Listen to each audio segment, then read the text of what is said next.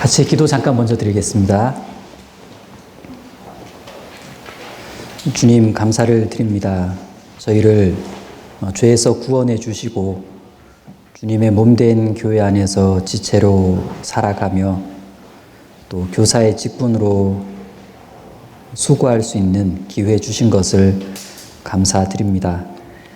연약한 저희들에게 힘이 되어 주시고 또 무지한 저희들에게 지혜 자체가 되어 주시는 주님께 감사를 드립니다. 한 주 뒤면 우리 아이들이 교회당 교실로 몰려옵니다. 기다렸던 일이고 기도했던 일인데 즐거운 마음과 감사한 마음으로 다음 주를 준비하고 맞이할 수 있도록 도와주시길 부탁드립니다. 학예 수양회가 크게 준비되고 또 계획이 되고 있습니다. 모든 성도들의 마음이, 특별히 여름 성경학교를 준비하는 우리 선생님들의 마음이 더 기쁨으로 기도할 수 있도록 도와주시길 부탁드립니다. 모든 것 감사드리며 예수님 이름으로 기도드립니다. 아멘. 자, 이번 공과 제목이 다니엘의 새 친구입니다. 다니엘의 새 친구인데 제가 다니엘의 새 친구를 부제를 좀 만들어 봤습니다. 다니엘의 새 친구. 이런 제목이 어떨까요? 타지 않는 사람들. 타지 않는 사람들. 소방관을 말하는 게 아니에요. 타지 않는 사람들. 제가 붙인 부제인데 어떻게 붙이고 나서도 되게 흡족하더라고요. 자, 이 다니엘의 새 친구 이야기를 통해서 자, 이런 핵심 교훈 하나 좀 짚고 들어가 보도록 하겠습니다. 자, 타협하면 타버린다. 타협하면 타버린다. 이 신앙과 관련해서 세상과 타협하면 신앙생활이 타버리는 수가 생기겠죠. 그리고 이제 반대로요. 세상과 타협하지 않는 신앙을 한다면 세상의 그 어떤 불도 그 사람의 신앙을 태우기는 어려울 겁니다. 하나님께서 보호해 주실 거니까. 자, 시작하는 본문을 찾겠습니다. 다니엘 3장입니다. 다니엘 3장. 다니엘 3장 1절입니다.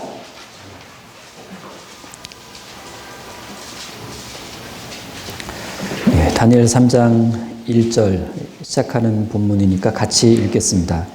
느부갓네살 왕이 금으로 신상을 만들었으니 고는 60규빗이요 광은 6규빗이라. 그것을 바벨론 도의 두라 평지에 세웠더라. 자, 시작하는 본문을 같이 읽었고요.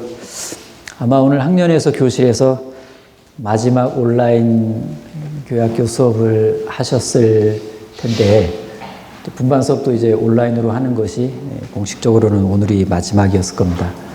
그래서 이제 어떤 분반은 이제 해외 교회 아이들이 이제 있을 수 있으니까 뭔가 이렇게 가슴 찡한 시간이었을 수도 있고, 또 어떤 분반은 야, 우리가 다음 주에 얼굴을 보는 거야? 해서 굉장히 신나하는 분반도 이제 있었을 텐데, 하여튼 다음 주가 되면 우린 온라인이 아니라 이제는 대면하는 교학교 교육을 시작하게 됩니다. 물론 어떤 부분에서는 약간의 과도기적으로 온라인이 필요한 부분이 있을 수 있는데 그것은 이제 학년 안에서 또 분반 상황을 잘 보셔서 좀 적절하게 하시면 좋겠는데요. 결국에는 대면 교재가 주를 이루어야 되는 것은 이제 맞고, 그런 부분들을 잘 유념해 두셨으면 좋겠습니다. 자, 읽은 본문을 보면 느부갓네살 왕 이렇게 나오고 그가 금신상을 만든 이야기가 나오는데 굉장히 큰 금신상입니다. 높이가 30m 좀 안 돼요. 한 27m짜리로 이제 볼 수 있는데 꽤 큰 신상이죠. 그리고 그것을 도성 중앙 두라 평지에 다 세운 겁니다. 누구든 보라 이거예요. 누구든 보라. 자, 일단 이 다니엘서의 전체적인 주제 세 가지를 먼저 좀 생각해 볼 필요가 있습니다.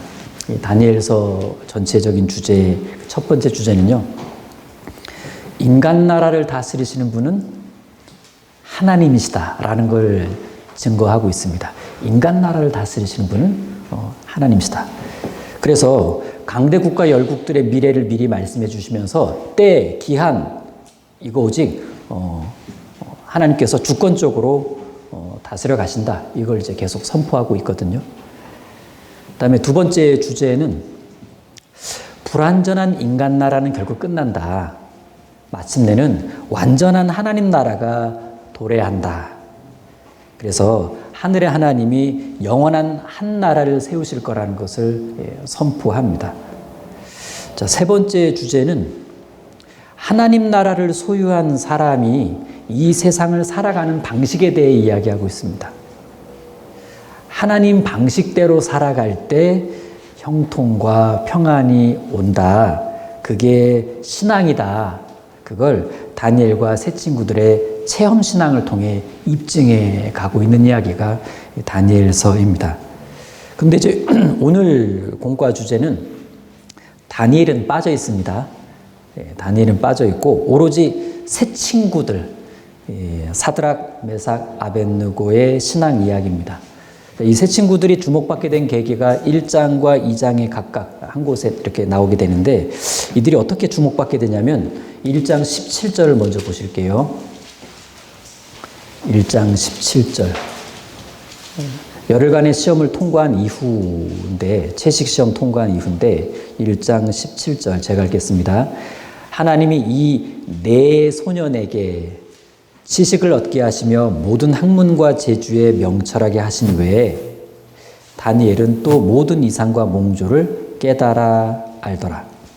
자, 그래서 밑에 19절 보시면 왕이 그들과 말하여 보매 무리 중에 다니엘과 하나냐와 미사엘과 아사랴와 같은 자가 없으므로 그들로 왕 앞에 모시게 하고 왕이 그들에게 모든 일을 묻는 중에 그 지혜와 총명이 온 나라 박수와 술객보다 10배나 나은 줄 아니라. 자, 두각을 나타내게 되고요. 자, 이제 2장에 넘어가면 2장 48절입니다. 2장의 내용이 이제 자기가 꾼 꿈을 자기가 기억 못하는데 그 꿈을 알아내고 그 꿈을 해석하라. 이게 왕의 명령이었잖아요. 예. 근데 그것을 이제 다니엘이 꿈 내용도 말해주고 꿈 내용을 이제 해석도 해줍니다.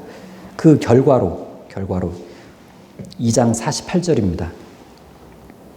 왕이 이에 다니엘을 높여 귀한 선물을 많이 주며 세워 바벨론 모든 박사의 어른을 삼았으며, 자, 여기입니다. 49절. 왕이 또 다니엘의 청구대로 사드락과 메삭과 아벳느고를 세워 바벨론 도의 일을 다스리게 하였고 다니엘은 왕궁에 있었더라.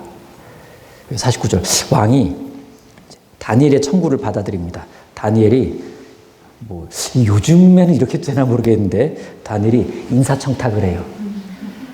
사드락, 메삭, 아벳느고 요직에 탁탁 꽂습니다. 요즘으로 치면 청문회 감이죠. 근데 당연히 이 다니엘의 세 친구도 아까 본 1장에서 실력과 능력이 이미 입증된 상태입니다. 어느 누구도 반론을 제기할 수 없었을 거예요. 다니엘은 합당한 어떤 그 인사 요청을 하게 되고 세 친구들은 다 어떤 그 중요한 자리에서 일을 하기 시작합니다. 자, 이런 상황에서 3장이 시작되는 거예요. 3장이 1절 다시 보시면 느부갓네살 왕이 금으로 신상을 만들었으니 고는 60규빗이요 광은 6규빗이라 그것을 바벨론 도의 두라 평지에 세웠더라. 자, 이제 이 금신상 신상 낙성 예식이 열리는 날이 이제 됩니다. 5절입니다. 이 낙성 예식 날에 5절 너희는 나팔과 피리와 수금과 삼현금과 양금과 생황과 및 모든 악기 소리를 들을 때 엎드려 느부갓네살 왕의 세운 금신상에게 절하라. 누구든지 엎드려 절하지 아니하는 자는 즉시 극렬히 타는 풀무에 던져 넣으리라 하매. 그런데 이날 사드락 메삭 아벳느고는 금신상에 절하지 않습니다. 즉시로 참소당했고 느부갓네살은 급노했습니다. 하지만 이 금신상에게 절하지 않은 사람들이 하필 다니엘의 친구들이었어요. 그게 왕 입장에서는 상당히 마음에 크게 걸렸습니다. 다른 사람 같았으면 직결 처분할 일을 하필 다니엘의 친구들이라, 워낙 뛰어난 이들이라 왕은 어떤 기회를 한 번 더 주려고 합니다. 14절입니다. 느부갓네살이 그들에게 물어 가로되 사드락 메삭 아벳느고야, 너희가 내 신을 섬기지 아니하며 내가 세운 그 신상에게 절하지 아니하니 짐짓 그리하였느냐? 이제라도 너희가 예비하였다가 언제든지 나팔과 피리와 수금과 사면금과 양금과 생황과 및 모든 악기 소리를 듣거든 내가 만든 신상 앞에 엎드려 절하면 좋거니와. 다시 한번 기회 줬죠? 네. 너희가 만일 절하지 아니하면 즉시 너희를 극렬히 타는 풀무 가운데 던져 넣을 것이니 능히 너희를 내 손에서 건져낼 신이 어떤 신이겠느냐. 자, 왕으로서는 상당한 어떤 호의를 베푼 겁니다. 눈 감아 줄게. 한 번 더 기회 줄게. 한 번밖에 기회를 더 줄 수가 없어. 왜? 법은 법이거든. 이 세 친구들이 왕이 보기에도 좋은 사람들이었고 실력이 있으니까 필요한 사람들이었고, 그래서 많은 어떤 이러쿵저러쿵의 얘기가 있긴 하겠지만 그래도 기회 주기로 왕은 결심을 한 겁니다. 그런데 이런 굉장한 왕의 호의를 사드락 메삭 아벳느고는 이런 거절합니다. 16절입니다. 사드락과 메삭과 아벳느고가 왕에게 대답하여 가로되 느부갓네살이여. 근데 이거 읽으실 때요, 제가 지금 느부갓네살이여 했는데 이거 아이들하고 읽을 때 어떻게 읽을까요? 대들듯이 느부갓네살이여 이게 아니고 아주 정중한 표현으로 저 느부갓네살이여, 우리가 이 일에 대하여 왕에게 대답할 필요가 없나이다. 만일 그럴 것이면 왕이여, 우리가 섬기는 우리 하나님이 우리를 극렬히 타는 풀무 가운데서 능히 건져내시겠고 왕의 손에서도 건져내시리이다. 그리 아니하실지라도 왕이여, 우리가 왕의 신들을 섬기지도 아니하고 왕의 세우신 금신상에게 절하지도 아니할 줄을 아옵소서. 따지듯이 읽으면 좀 곤란할 것 같습니다. 좀 이해해 주기를 바라면서 말은 분명하게 또박또박 한 겁니다. 근데 이렇게 정중한 표현에도 왕은 눈이 돌아갈 수밖에 없었어요. 안 한다고 하니까. 자, 19절.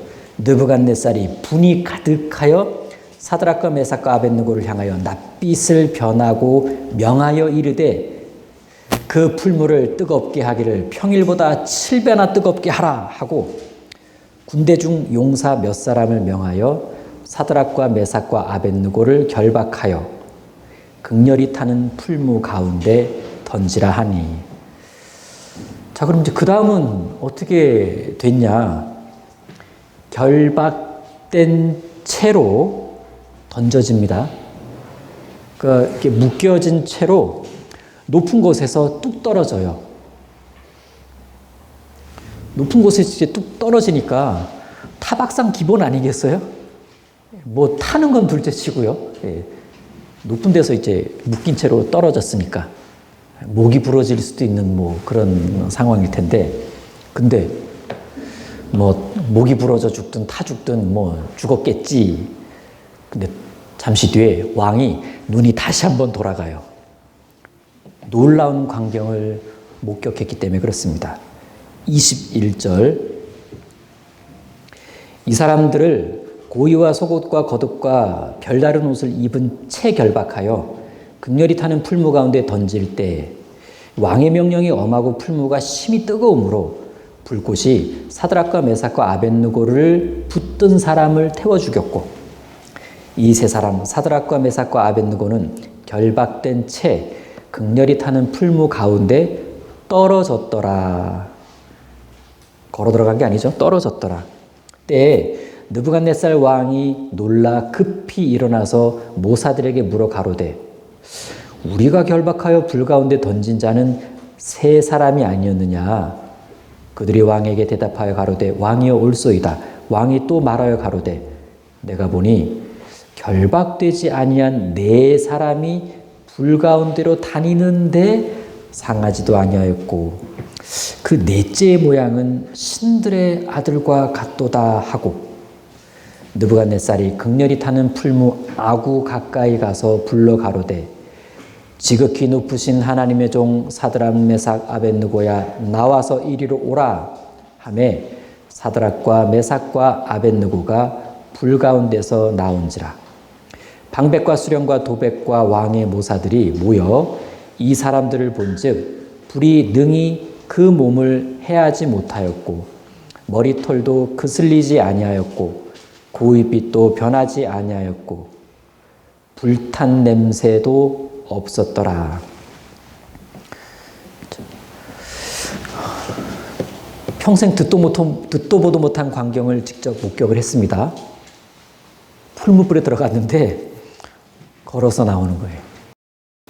불탄 냄새도 없고 우리 삼겹살집 지나가기만 해도 옷의 냄새가 배는데 야, 이게 풀무불에 들어갔다 나왔는데 불탄 냄새도 없습니다.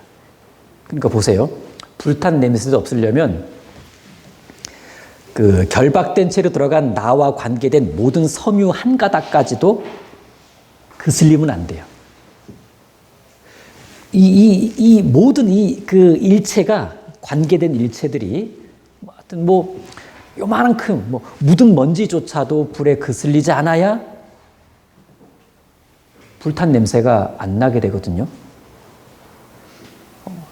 진짜 상상 이상의 방식으로 그 불에서 보호되지 않으면 불탄 냄새가 없다는 건 불가능합니다. 자, 그러니까 왕이 이게 기가 막힌 거예요. 그래서 지난번에 이어 나름의 두 번째 간증을 합니다. 28절. 느부갓네살이 말하여 가로되 사드락과 메삭과 아벳느고의 하나님을 찬송할지로다. 그가 그 사자를 보내사 자기를 의뢰하고 그 몸을 버려서 왕의 명을 거역하고 그 하나님 밖에는 다른 신을 섬기지 아니하며 그에게 절하지 아니한 종들을 구원하셨도다. 그러므로 내가 이제 조서를 내리노니 각 성과 각 나라와 각 방언하는 자가 무릇 사드락과 메삭과 아벳느고의 하나님께 설만이 함부로 말하거든 그 몸을 쪼개고 그 집으로 걸음터를 삼을지니 이는 이같이 사람을 구원할 다른 신이 없음이니라 하고 왕이 드디어 사드락과 메삭과 아벳느고를 바벨론도에서 더욱 높이니라. 자, 이 사건은 이렇게 아름답게 그리고 하나님께 영광이 되는 쪽으로 마무리가 됩니다. 그래서 이렇게 스토리를 아이들과 함께 하다 보면 신나지 않습니까? 역시 이겼어. 역시 하나님은 대단해. 우리가 이긴 거야. 자, 그럼 우린 지금부터 좀 몇 가지 부분을 주목해 보고자 하는데 처음 읽었던 3장 1절입니다. 1절 느부갓네살 왕이 여기입니다. 뭘로 신상을 만들었냐? 금으로 신상을 만들었으니 이 부분입니다. 금으로 신상을 만들었으니 두라 평지에 세워진 이 어마어마한 신상은 그 전신이 금으로 만들어졌습니다. 이 점이 왜 주목할 만한 부분이냐면 틀림없이 그 앞장 2장에서 다니엘이 그 왕이 꿈속에서 봤다는 그 신상을 다니엘이 정확하게 말해주면서 그 의미도 완벽하게 풀어줬고 그리고 왕은 하나님을 찬양했거든요. 그게 2장 31절인데 그때 신상의 모양이 어떻다고 이렇게 분명하게 말했습니다. 2장 31절에 왕이여 왕이 한 큰 신상을 보셨나이다. 32절. 그 신상, 그 우상의 머리는 정금이요. 다르게 말하면 머리만 정금이요. 가슴과 팔들은 은이요. 배와 넓적다리는 노시요. 종아리는 철, 발가락 얼마는 몇 개는 철, 몇 개는 진흙. 이렇게 그러니까 신상 전체가 머리부터 발끝까지 각각 이제 재료가 달랐잖아요. 머리만 금, 그 다음에 뭐 은, 뭐 철, 흙 이렇게 쭉쭉쭉. 예. 근데 지금 느부갓네살은 온몸이 금으로 된 신상을 보란 듯이 거대하게 만들어 세웠습니다. 왜? 금이 많아서? 그거는 아닐 겁니다. 왜 신상을 은도 아니고 철도 아니고 놋도 아니고 금으로 다 만들어 버렸을까? 얼핏 2장과 3장을 순식간에 연결해 본다면 그냥 꿈에서 본 신상을 만드는 게 제일 상식적이지 않겠습니까? 근데 유독 금으로 다 만들어 버렸습니다. 그 이유가 뭘까? 여기 2장 38절 보십시오. 인생들과 들짐승과 공중의 새들 어느 곳에 있는 것을 물어나고 그것들을 왕의 손에 붙이사 다 다스리게 하셨으니 왕은 곧 그 금머리니이다.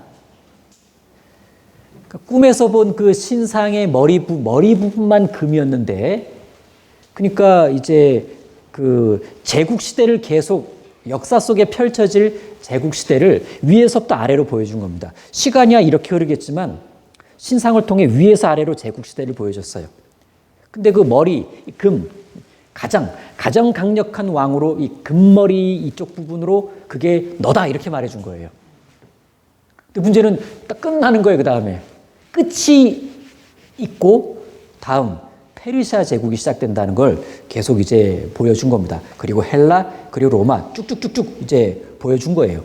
그러니까 처음에 들었을 때는 야, 하나님이 인간 역사를 다스리시기 맞구나. 뭐 찬양 안 할 수가 없죠.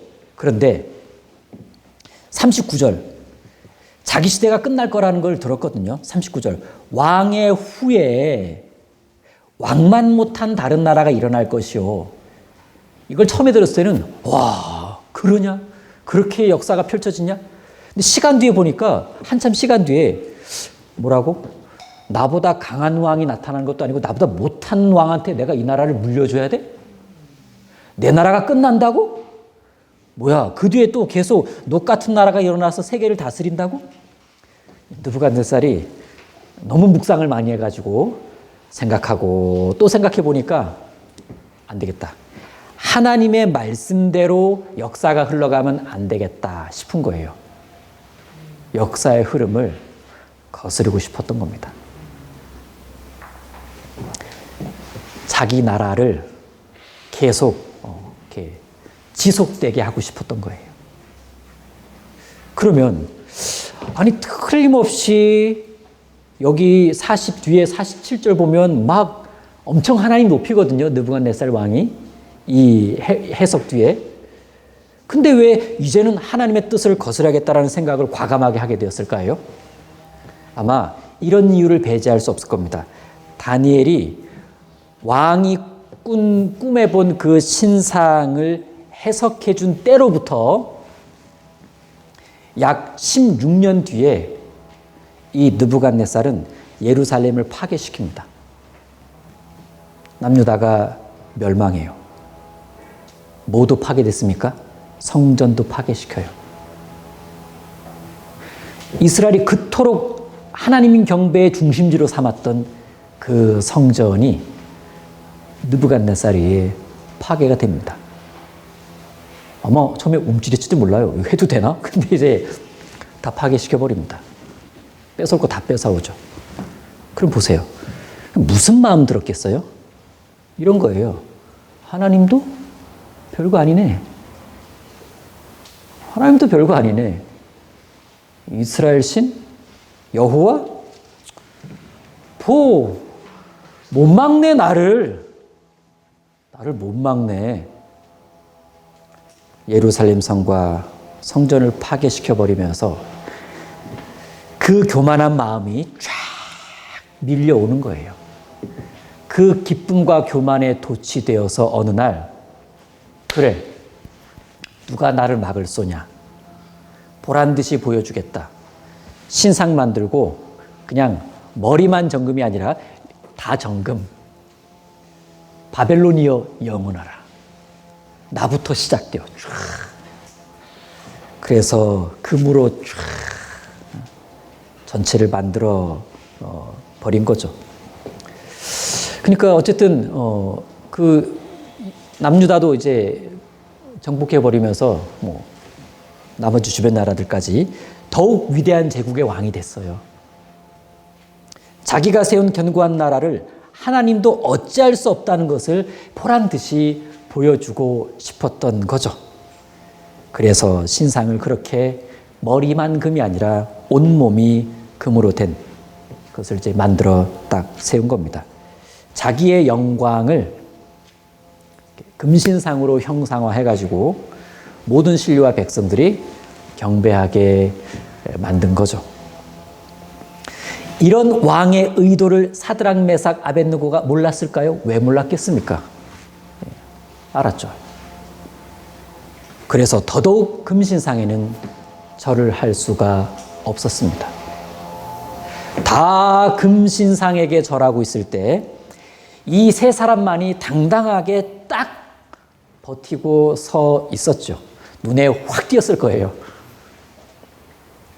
그리고 그들의 그런 꼿꼿하게 서 있는 그 장면을 기대하듯이 지켜보고 있었던 사람들이 있었는데 바로 바벨론 본토 출신의 관료들이었어요. 요직을 뺏겼거든요. 이 세 사람한테. 네 사람이겠죠. 다니엘 포함해서. 그래서 3장 8절 보시면 그때 어떤 갈대아 사람들이 나와서 유다 사람들을 참수하니라. 예, 이 갈대아 사람들, 본토 사람들이 사드락, 메삭, 아벳느고는 뭐 그들에게 이제 눈에 가시였던 겁니다.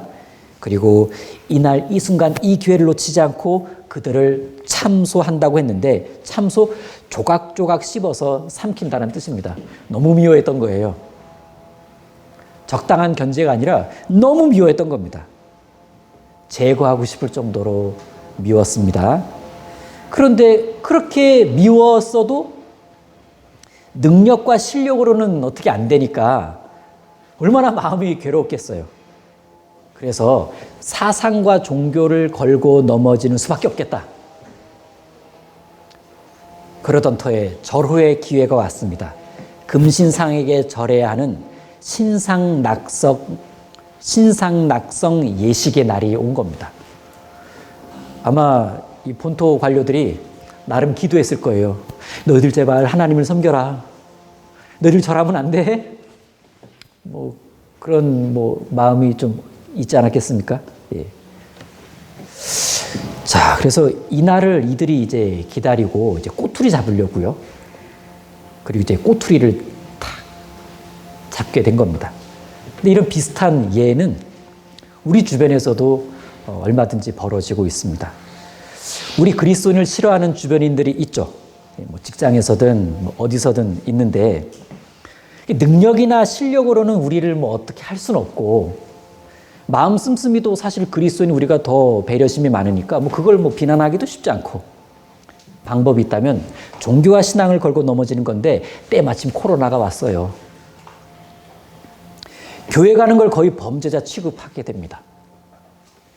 그리고 직장과 주변에서는 우리를 싸잡아 참소하려고까지 하죠.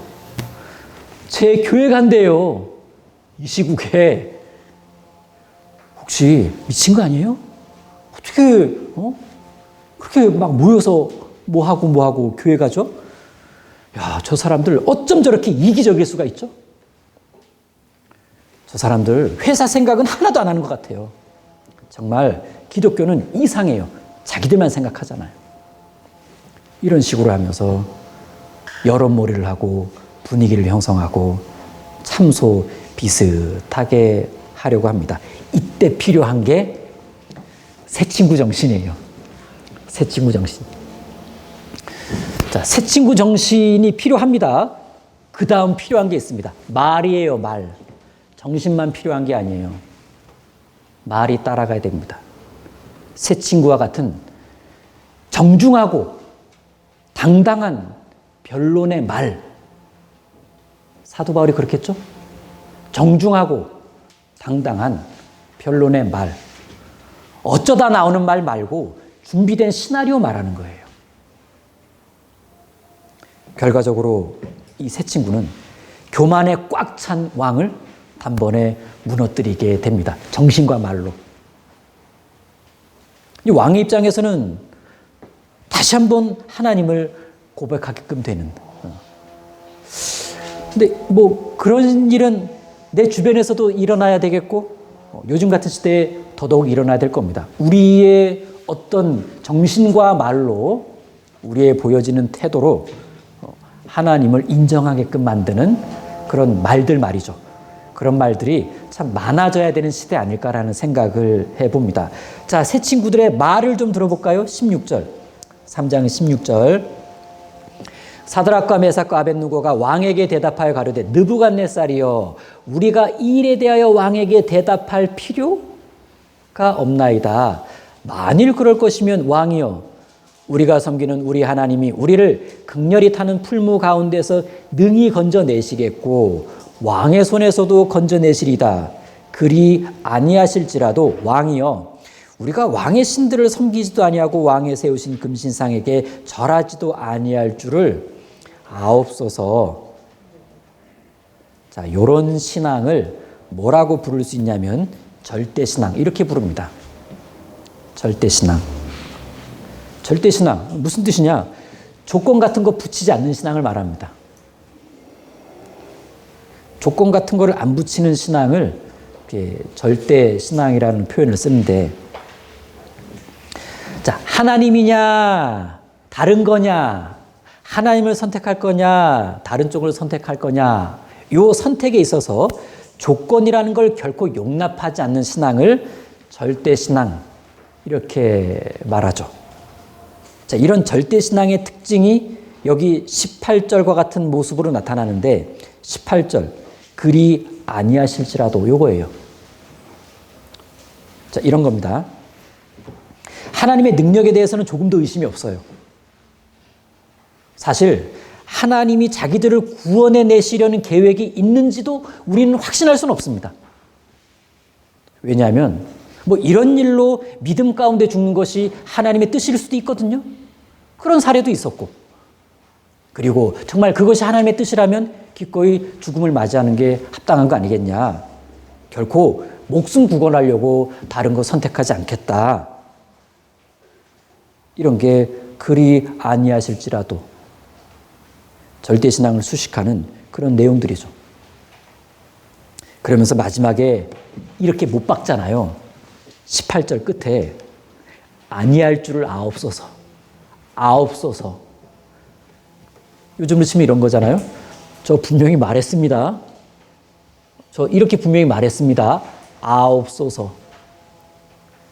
그러니까 또 다른 회유, 설득, 아니 협박, 이거를 그냥 봉쇄해버린 거예요. 아옵소서로 끝났습니다. 야, 그니 뭐 왕은 눈이 한번 더 돌아가는 거예요 이제. 예. 자, 이런 생각을 좀 해볼 수 있을 것 같은데, 그래, 하나님이 나에게 어떻게 하실 거냐, 하나님 이번에 나에게 어떻게 하실까, 이거에 따라 순간순간의 신앙이 좌우된다면, 선택이 왔다 갔다 할 수 있다면 그게 과연 진정한 신앙일까? 뭐 거북이나 다름없죠. 뭐 넣다 뺐다 머리를. 하나님이 내게 필요한 도움을 직접적으로 주시지 않는다고 해서 하나님과 거리를 두거나 좀 멀리하거나 에라모르겠다 등지거나, 그건 솔직히 하나님을 그냥 나의 편리의 도구 정도로 생각하는 그런 야비함에 불과합니다. 물론 하나님은 우리의 현실을 외면하진 않으세요. 곤란한 일 아시고 도와주시려고 하시죠. 다만 내세를 고려한 현실을 고려합니다. 내세를 고려한 현실 고려. 따라서 어떤 특별한 목적을 위해서는 현실에서의 어려움을 충분히 허락하기도 하시고 그 가운데서 건져내시기도 하고 어떨 때는 그냥 고난 자체로 마감하게 만드는 경우도 있습니다. 내세를 고려한 현실을 고려하기 때문에 그래요. 그래서 내세를 고려한다. 이거를 딱 생각하면 그렇지. 하나님이 이 현실에서 무엇을 하시든 어떻게 주관해 가시든 거기에는 하나님의 선한 뜻이 있을 수밖에 없다. 이렇게 결론 지을 수밖에 없다는 얘기입니다. 그래서 성경 속에는 이러한 절대신앙을 가진 믿음의 선진들이 많이 소개가 되어 있습니다. 몇 군데 빠르게 찾아보겠습니다. 사도 바울, 사도행전 21장입니다. 사도행전 21장 12절. 사도행전 21장 12절입니다. 21장 12절 제가 읽겠습니다. 우리가 그 말을 듣고 그곳 사람들로 더불어 바울에게 예루살렘으로 올라가지 말라 권하니 13절 바울이 대답하되 너희가 어찌하여 울며 내 마음을 상하게 하느냐 나는 주 예수의 이름을 위하여 결박받을 뿐 아니라 예루살렘에서 죽을 것도 각오하였노라 하니 저가 권함을 받지 아니하므로 우리가 주의 뜻대로 이루어지이다 하고 그쳤노라. 여기 13절 끝에 죽을 것도 각오하였노라. 절대신앙을 가진 사도 바울의 고백이죠. 자, 구약으로 다시 넘어오면 에스더를 빼놓을 수 없을 겁니다. 에스더 4장 16절입니다.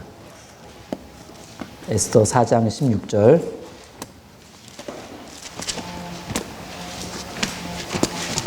에스더 4장 16절 제가 읽겠습니다.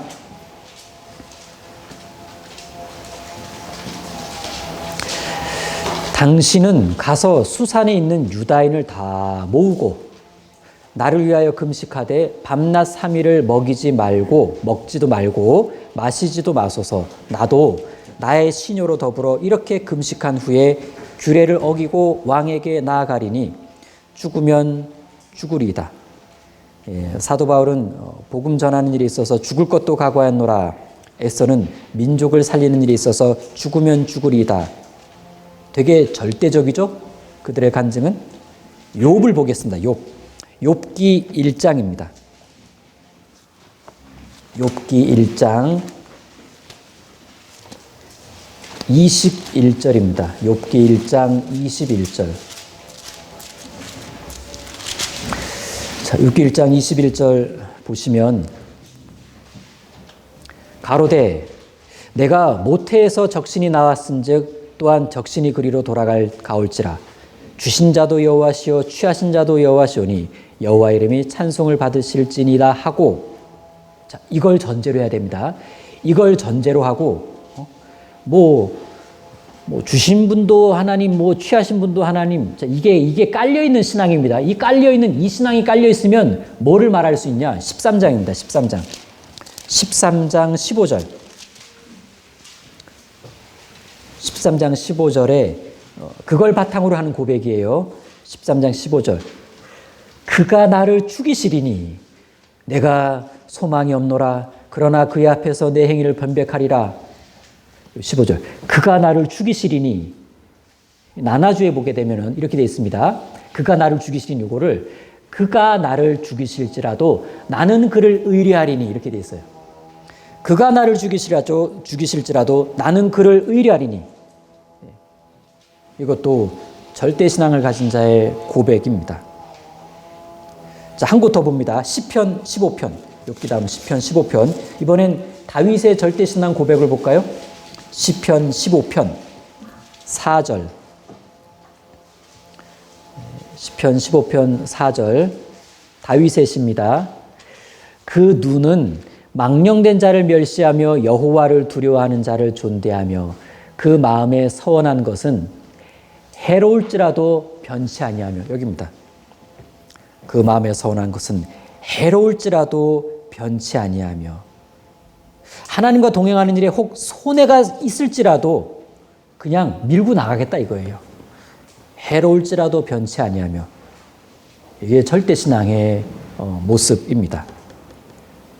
자, 우리는 이런 식의 믿음의 선진들의 절대신앙의 고백을 듣고 이해하다 보면 마음에 이렇게 그 기쁨과 격동이 같이 올라옵니다. 우리는 기뻐하는데 이런 고백을 느부갓네살이 들었을 때는 극노했어요. 극노했습니다. 다시 다니엘서 3장 돌아갑니다. 3장 19절.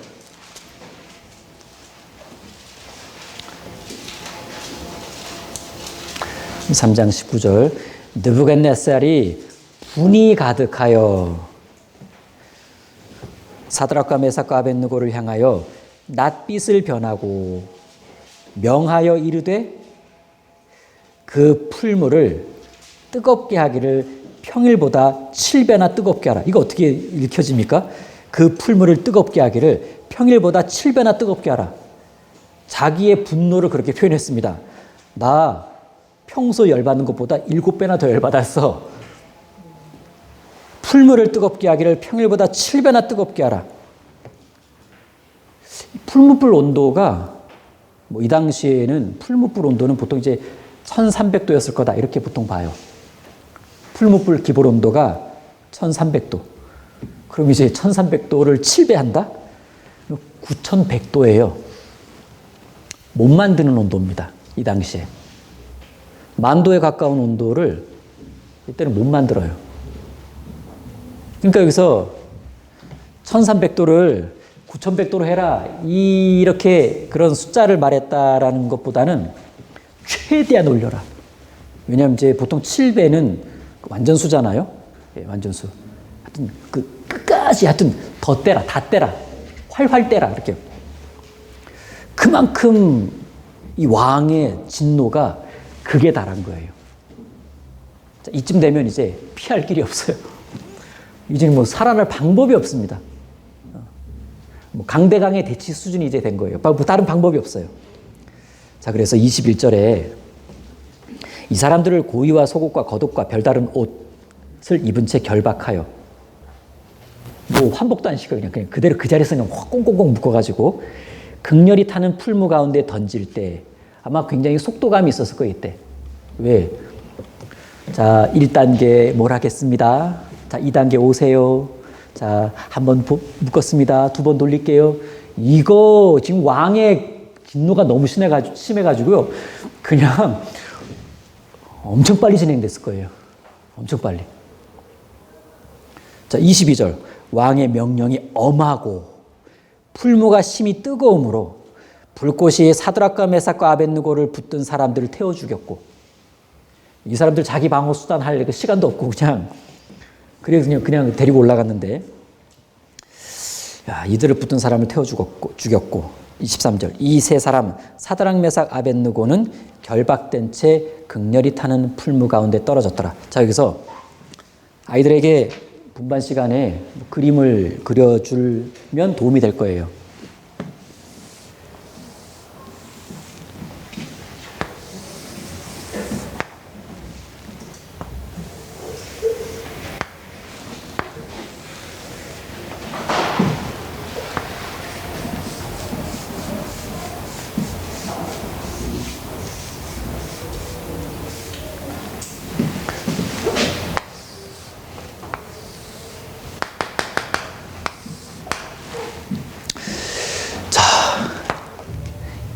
일로 들어가는 게 아니고 데리고 올라갑니다. 예. 아마 천천히 걸어가면 왕이 화냈을 거예요. 빨리 앞에 가. 다다다다다 이렇게 올라갔을 거예요. 예. 올라가고 탁 이제 몇 사람이 다니엘의 세 친구와 데리고 올라간 몇 사람이 섰겠죠. 예. 근데 이 불이요. 그 세 사람 피해가지고 그 옆에 사람을 탁탁 불이 때린 거예요. 불꽃을 주관하시는 분인 겁니다. 불꽃이 쫙 해가지고. 자, 세 사람만 남았어요. 자, 하여튼, 용케 남은 한 사람이 던졌는지는 모르겠는데, 밀어놓고 자기도 던질 쯤이야. 순식간에. 나도 타고 그들도 밀어놓고, 세 사람은 결박된 채로 정상적이면 추락사가 돼야 돼요. 추락사가. 묶여서 갔으니까 이제 이게 어떻게 되겠습니까? 근데 일단 추락사를 면합니다. 추락사를 면하고, 오뚜기처럼 스네요, 여기서. 한 사람, 두 사람, 세 사람. 근데 느부갓네살이 한 사람을 더 본 거예요. 자, 뭐 어딘가에서 지켜보고 있었겠죠. 예. 그러니까 그 위에서 내려다보서 살펴볼 수 있는 방법은 아닌 거고 이렇게 돼 있는 구조입니다. 예. 이게 아구 겸 창문인데 이제 늘 때는 일로 이제 사람을 넣어버리고 여기서 이제 이렇게 지켜본 겁니다. 야, 근데 넷이 보인 거예요. 넷이. 원래는 서 있는 사람을 보는 게 아니라 막 골절대에서 막 이렇게 만약에 이제 천천히 탄다는 가정하에 천천히 탈 수가 없지만은 막 이렇게 부러졌어 막 비명 질러야 되나 막 이렇게 그런 사람이 아니라 서 있는 사람을 본 거예요. 참 황당한 일이죠. 근데 셋이 아니라 넷이 서 있는 걸 봤는데 그들이 또 모여 있어. 뭘 막 이야기하고 있는 것 같은 거예요.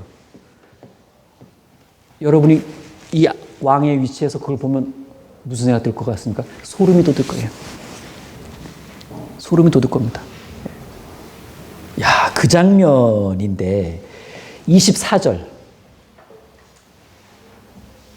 때 느부갓네살 왕이 놀라 급히 일어나 모사들에게 물어 가로되 우리가 결박하여 불 가운데 던진 자는 세 사람이 아니었느냐? 그들이 왕에게 대답하여 가로되 왕이여 옳소이다. 왕이 또 말하여 가로되 내가 보니 결박되지 아니한 네 사람이 플러스 불 가운데로 다니는데 플러스 상하지도 아니하였고 그 넷째 모양은 신들의 아들과 같도다. 놀라운 장면을 한두 가지 본 게 아니에요. 결박됐는데 결박에 풀렸습니다. 셋인데 넷이 돼버렸고 그들이 또 불을 막 이렇게 피해 다니고 있는 게 아니라 불 가운데서 그냥 이렇게 편안하게 있는 거예요. 사우나 50도에서 편안하게 누워 계실 수 있으세요? 야, 그 뜨거운 불에서 이렇게 편안하게 다니는 거예요. 불과 완전히 분리된 겁니다. 말이 안 되잖아요. 그렇죠? 불 가운데서 다니는데 상하지도 아니하였고 그 넷째의 모양은 신들의 아들과 같도다. 불 가운데 다니는데 상하지 않았다. 불이 완전 통제되고 있었던 겁니다. 절대자에 의해서. 그리고 그 넷째 모양이 신들의 아들과 같도다. 예. 와, 이날 예수님이 오셨어요. 예수님이. 삼위의 하나님 중에 인간의 모습으로 현현하시는 분은 성자 하나님, 예수님 분이시죠. 그래서 성육신 이전에, 그렇죠?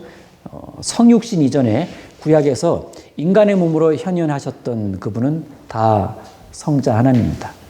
여호수아의 군대장으로 오신 분도 그렇고 야곱과 씨름했던 그분도 그렇고 그런 식으로 자, 셋이 넷이 된 장면인데 셋이 넷이 되었다 단순 숫자 증가가 아니에요. 이거 지금 임마누엘을 이야기하고 있는 겁니다. 임마누엘을.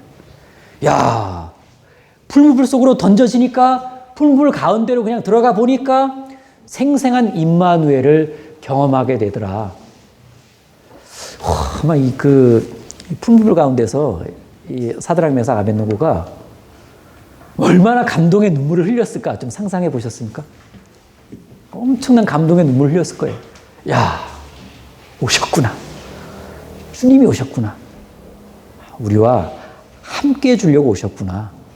엄청난 그 감동의 눈물을 흘렸을 거예요. 틀림없이. 맨정신으로는 그 가운데서 예수님과 이렇게 편안하게 말 못할걸요. 너무 엄청난 그 마음의 큰 감격을 받았을 겁니다. 그럼 예수님이 이날 이들에게 오셔서 이들을 만나 주셔서 뭘 하셨냐? 결박부터 풀어줬어요. 결박부터. 여기 25절에 결박되지 아니한 네 사람. 결박이 풀렸죠? 아하, 누구든 예수님을 만나면 예수님을 만나는 자리에 있기만 하면 사망의 결박을 풀어주십니다. 그리고 예수님은 우리가 간절할 때 먼저 우리에게 와주셔서 신앙생활 중에서도 얽힌 결박들을 풀어주시죠. 이제 충격에 휩싸인 왕은 그들을 불러냅니다. 26절 느부갓네살이 극렬히 타는 풀무 아구 가까이 가서 불러 가로되 지극히 높으신 하나님의 종 사드락 메삭 아벳느고야 나와서 이리로 오라. 제가 지금 되게 조용하게 읽었죠.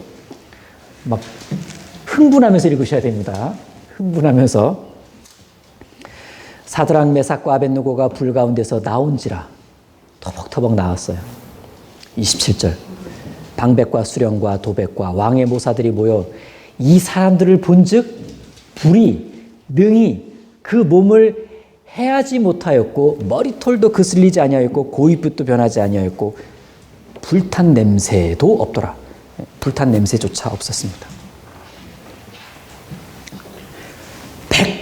100%로 이렇게 보호되고 있었던 겁니다. 불이 능히 그의 몸을 해치지 못하였다. 아, 불은 예수님을 못 넘어요.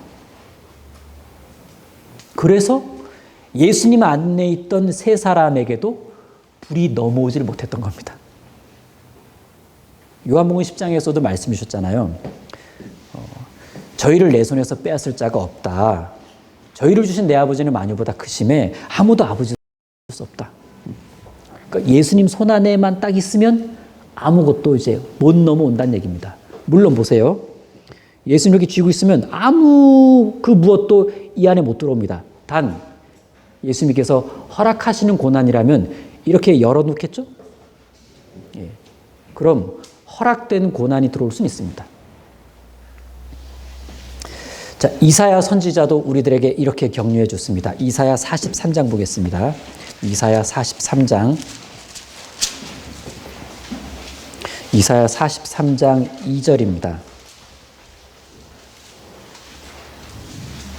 이사야 43장 2절. 내가 물 가운데로 지날 때 내가 함께할 것이라.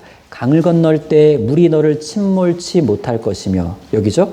내가 불 가운데로 행할 때도 타지 아니할 것이요 불꽃이 너를 사르지도 못하리니. 아, 이처럼 그리스도인이란 하여튼 주님이 함께 해주시면 불같은 고난에서도 활보할 수 있는 그런 존재인 것 같아요. 자, 이 사건에서 이 부분에서 정말 중요한 교훈은 이걸 겁니다. 다시 다니엘 3장 돌아가면 이 장면에서 가장 중요한 교훈은 하나님을 신뢰하는 그들을 고난에 들어가기 직전에 건져 주신 것이 아니고 고난 한복판에 떨어진 뒤에야 건져 주셨습니다. 딱 우리 구원받을 때 느낌 들지 않습니까? 마음은 지옥 저 밑바닥으로 탁 내려간 후에야 이렇게 건져주시니까 구원의 용어가 건짐이니까 그렇죠? 그래서 뭐 영혼의 부분이든 생활의 부분이든 하나님이 건져주시는 것을 체험했어요 라는 값진 간증을 할 수 있으려면 떨어져 본 극한 고난에 내려가 본 그런 경험자들만이 기가 막힌 건짐을 체험하게 됩니다.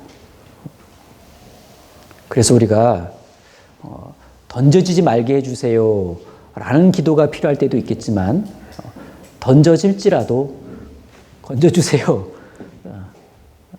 그래서 주님이 영광 받으시기를 구합니다. 이런 기도를 할 수 있지 않을까라는 생각을 해봅니다. 하여튼 신뢰를 하면 하나님을 신뢰하면 때론 고난 직전이 아니라 고난에 들어간 고난 한복판 가운데서 건져 주신다. 근데 우리는 고난 당하기 전에 하나님이 개입해 주시기를 바라잖아요. 누가 고난을 좋아합니까? 그래서 때론 그 고난을 피하기를 바라는 마음이 우리의 연약한 마음의 한 부분입니다. 그런데 하나님은 종종 기꺼이 고난의 엄습을 과감하게 허용하세요. 그리고 그 이후에 한순간도 한 명도 빼놓지 않고 그 어려운 가운데서 구원의 은혜를 베풀어 주십니다. 자, 그러면 이렇게 한번 정리해 볼게요. 이런 식으로 하신 이유가 뭘까? 이 사건이 이렇게 흘러가고 이런 식으로 이렇게 그 결말이 나게 한 이유가 뭘까? 그건 하나님의 권능과 크신 역사를 보다 더 선명하게 나타나게 하기 위해서 그렇습니다. 보다 더 선명하게. 또 당한 당사자들에게는 끝까지 기도의 끈을 놓지 않게 하기 위해서 이렇게 하셨어요. 과연 끝까지 기도를 놓지 않는 거란 뭘까를 경험하게 해주신 겁니다. 그것은 전체적으로는 하나님을 체험하게 하게 해준 거예요. 그리고 이런 일 경험 자체가 그 사람 주변에게는 과감한 전도의 메시지가 돼요. 결국 하나님은 영광 받으시고 고난받는 성도들에게는 믿음과 확신을 더하게 하는 분명한 전환점, 기회가 되겠죠. 예수님도 그렇게 하신 적 있지 않으십니까? 네. 회당장 야이로의 딸을 살리러 가는 길에 12의 혈루증 앓던 여인이 끼어들어와요. 나부터 먼저. 그러다가 이제 이 야이로의 딸을 살리는 일이 지체가 됩니다. 결국 아이가 죽었어요. 그런데 그 아이가 다시 살아납니다. 만일 병중일 때 고침을 받았다면 죽은 다음에 살아났을 때의 그런 영광보다 더하지 못했을 거예요. 나사로도 마찬가지였잖아요. 아팠는데 예수님이 아시면서 지체하셨습니다. 결국 죽었죠? 살이 썩어 들어가다가 육체가 재생하고 영혼이 돌아와서 다시 살아났습니다.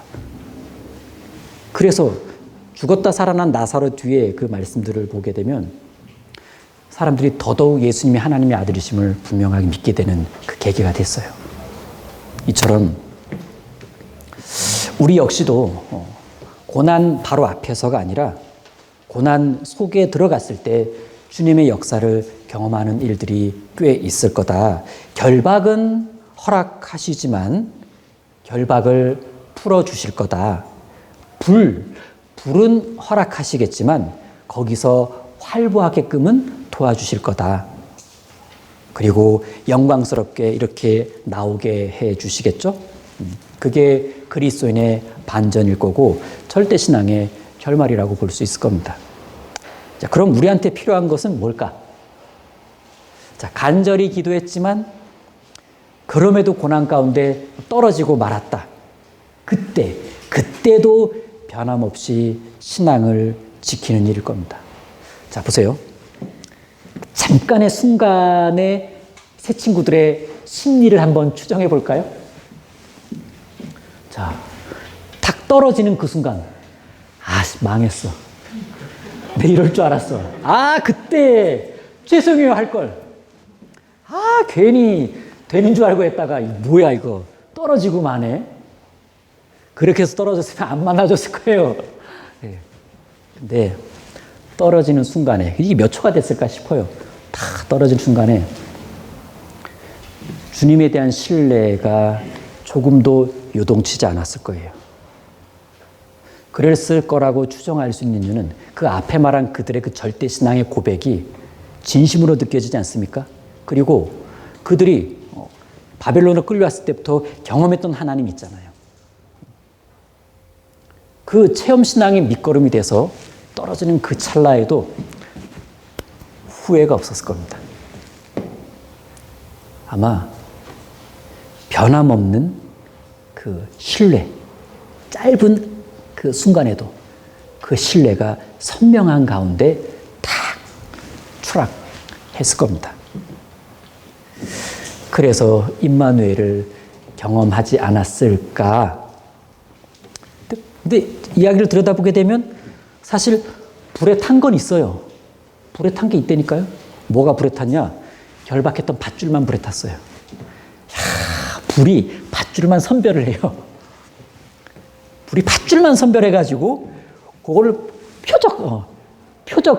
표적 공격처럼 밧줄만 쏴가지고, 근데 밧줄과 몸이 연속해서 붙어 있잖아요. 딱 거기까지만 타게 하는 거예요. 와, 이거 자세하게 생각해보면 되게 막 진짜 되게 신나는 장면 아니에요? 야, 불이, 이게 밧줄인데 불이 딱 아주 딱 들어가다가 딱 멈추는 거 보세요. 그들이 입었던 옷에 섬유 한 가닥도 닿지 않고 멈춰버린 겁니다. 뺑 들어서 밧줄을 다 태우고. 야, 밧줄만 탔다는 게 놀랍지 않습니까?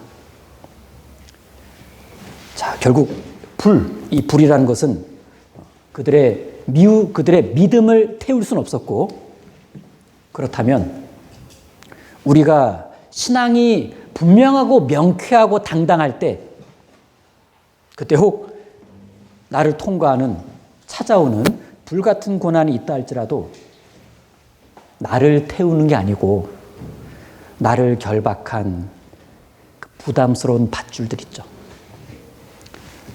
내 육신을 결박하는 듯한, 그런데 어떻게 보면 강한 듯하지만 사실 별거 아닌 그런 밧줄들만 골라서 태웁니다.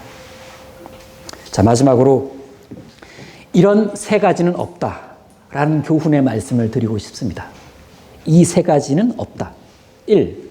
신앙을 버릴 수밖에 없는 상황이란 없다. 2. 타협할 수밖에 없는 상황이란 없다. 3. 무엇보다 하나님이 외면하시는 상황이란 없다. 그래서 우리 선생님들도 내가 이렇게 좀 더 성장하는 신앙이 되고 싶다면, 신앙이 이유가 되어서 찾아오는 고난에 대해서는 이렇게 정의를 내려보시면 좋을 것 같아요. 고난은 피해가는 게 아니라 통과하는 거다. 그리고 그렇게 통과하려 할 때 주님은 반드시 임마누엘로 찾아오신다. 그렇게 해서 결국 하나님의 영광이 드러나는 결말이 만들어질 겁니다. 기도하고 마치겠습니다. 주님 감사합니다. 오늘 다니엘의 새 친구 공과 주제를 같이 살펴보고 묵상해 볼 수 있는 시간을 주셔서 감사드립니다. 새 친구 같은 믿음을 우리 아이들이 갖기를 바랍니다. 다음 주부터 찾아오는 우리 교회학교 많은 아이들이 신앙이 더욱 성장하고 견고해져서 우리 교회학교 친구들이 모두 다 이런 새 친구들과 같은 주님께 영광 돌리는 삶을 살아가기를 바랍니다. 잘 배워야 멋진 그리스도인이 될 것인데 우리에게 주어진 교육의 시간을 헛되이 보내지 않도록 도와주십시오. 무엇보다 우리 선생님들 지치지 않도록 도와주시고 새롭게 시작되는 5월 첫 주가 우리 모두에게는 기쁨과 감사의 시간이 될 수 있도록 도와주시길 부탁드립니다. 주 예수님 이름으로 기도드립니다. 아멘. 네, 수고하셨습니다.